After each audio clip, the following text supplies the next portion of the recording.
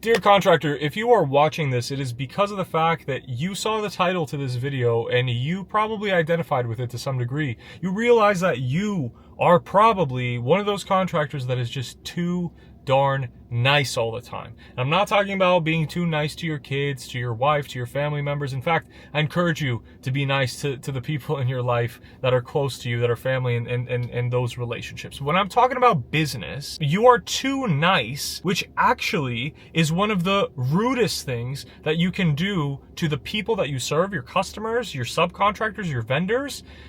But most of all, one of the rudest things that you can do to yourself. And in this video, I'm going to make sure that I cover why specifically that it is one of the rudest things that you can do to yourself and to your business and so on. And then also what you can do to change this behavior. In fact, I know that so many contractors are well-intentioned, and I do believe that so many of them just want to do good by others. But what stops them is this internal narrative that they have in their heads as it relates to how they relate to people and how they think that this is, being ultra kind and ultra nice is ultimately what's going to lead to more business. And the truth is that if it's incorrectly directed, it's not actually going to lead to that. And so if you don't know who I am, my name is Lev Parsegian. I'm the founder of Cosmosify, a consulting agency that helps remodel contractors and custom home builders bring more order to their business and hopefully make more money.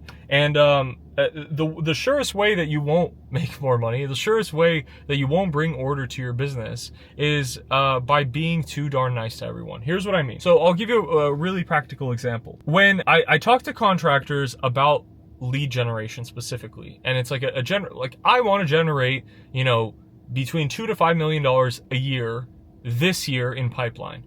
Okay, Mr. Contractor, how do you plan on doing that? Well, I rely a lot on referrals, and I don't know, maybe I could do like some advertising and this and that. Okay, that's great.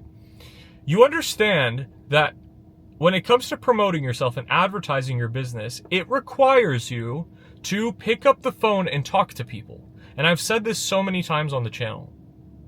It requires you to not just answer the phone calls, but pick up the phone calls. And so oftentimes, this is what contractors will do, is they will pick up the phone so that they can talk to people. But when it comes to follow-up, they're like, oh no, I don't want to be pushy. I don't want to be pushy. I don't want to come across sleazy. I don't want to be, a mean guy. I don't want to come across like this greedy word that I'm not going to say. You try to put on this mask, this character that you're this ultra noble, ultra humble, ultra nice guy, but it is hurting you because as a result of wearing this mask, you don't have the ability to stand up for yourself and advocate for yourself to the right people, whether that be your subcontractors, your vendors, or most importantly, your customers. Okay? So when a customer is reaching out to you and they say, hey, Calvin, I want to do a full home remodel, okay? I want to gut my whole entire home and I want you to give me a price on it. And then what you end up doing is okay, let me come out, let me do an inspection of the property, let me see where the opportunities are, maybe we'll move this wall around, we'll put this beam up and all the trusses and all this crap. That doesn't matter, okay? And then when it comes to, you get so into that, you get turned on by the technical, okay? And then when it comes to the most important parts, which is giving the price, presenting the price, delivering the price, you get worried. You get worried and you want to be kind about it. Well, this is the price. This is what it's going to come out to.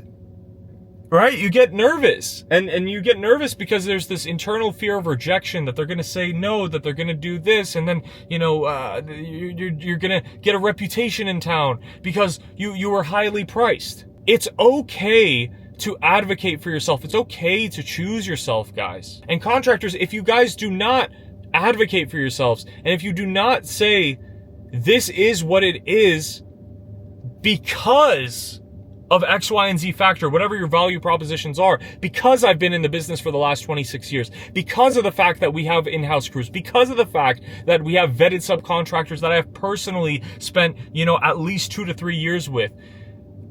If you're not spending time defending yourself and you're just being this nice guy who just, oh, well, this is it. And, you know, the price is, if you don't like it, then, you know, I can adjust some things. You guys will go broke. And I don't want you to go broke.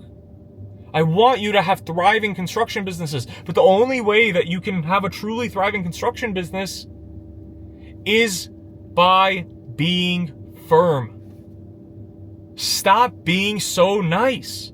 Now, there's a difference between being nice and being kind. You can be kind and you can be firm. These two things can be true at once. In fact, the kindest thing that you can do sometimes is be firm and explain and defend value. Okay? But until you do this, you will not get your business to where you want it to be. And so I recommend that you guys put practices in place to change this about yourself and about your business, because if you don't, your business will sink in 2026 and onward. Okay? If you got value from this video, I hope you did. Like, subscribe, share it with a friend, a contractor of yours, and I will talk to you in the next one.